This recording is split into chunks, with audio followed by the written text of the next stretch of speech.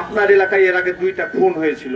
সেই খুনের তথ্য আমরা যখন আপনাকে গত কদিন আগে আমার 2 সহকর্মী ছোট ভাইয়ের উপর হামলা হলো, মব সৃষ্টি করে তাদেরকে আপনারা হামলা করলেন।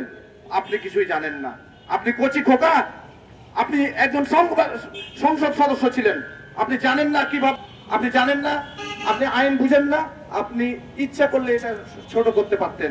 আমাদেরকে মাঠে নামানোর জন্য আপনি দায়ী, আবার আপনি হুমকি দিচ্ছেন পাল্টা। আমি রোপণ একা না, এখানে বাংলাদেশের যতগুলো টেলিভিশন আছে সবগুলোর প্রতিনিধি আমাদের এই সংগঠনে আছে।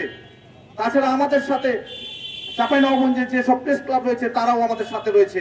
ভুলে যাবেন না, আমরা একাত্তা হয়ে আপনার পিছে লাগলে আপনি কি করবেন। তাই আমার অনুরোধ, এর আগে আওয়ামী লীগের সময় কিন্তু তারাও অনেক ক্ষমতাধর মনে করেছিল। 15 বছর তারা শাসন করেছে, থাকতে পারেনি।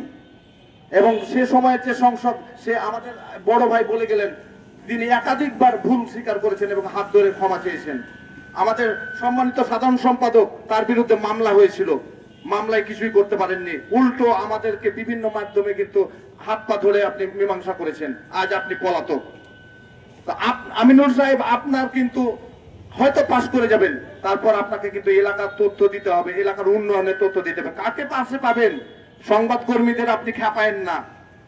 আর আমার সহকর্মীরা কিন্তু সবাই ঐক্যবদ্ধ রয়েছে। আজকে সিটি যে সদস্য আক্রান্ত হয়েছে, এই জন্য আমরা কিন্তু ভূমিকা রেখেছি, অগ্রণী ভূমিকা রেখেছি।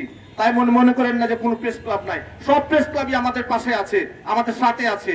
তবে তারা যখন আমরা যৌথভাবে আন্দোলনের ডাক দিব, তখন অবশ্যই আমরা তাদের পাশে পাবো। আমাদের মধ্যে কোনো ভুল বোঝাবুঝি নাই। হয়তো একটু গ্যাপ হতে পারে, কিন্তু সে গ্যাপও আমরা মিটিয়ে ফেলবো। কিন্তু আপনি যাবেন কোথায়? আপনার কিন্তু চাঁপাইনবাবগঞ্জের সাংবাদিকদের নিয়ে চলতে হবে। অতএব আমি চাইবো আপনি দ্রুত বিষয়টি সমাধান করুন, নইলে আমরা কিন্তু আলোচনার ভিত্তিতে বৃহত্তর আন্দোলনে যাব। পরিশেষে এই কর্মসূচির আজকে সমাপ্তি ঘোষণা করছি এবং যারা এই কর্মসূচিতে অংশগ্রহণ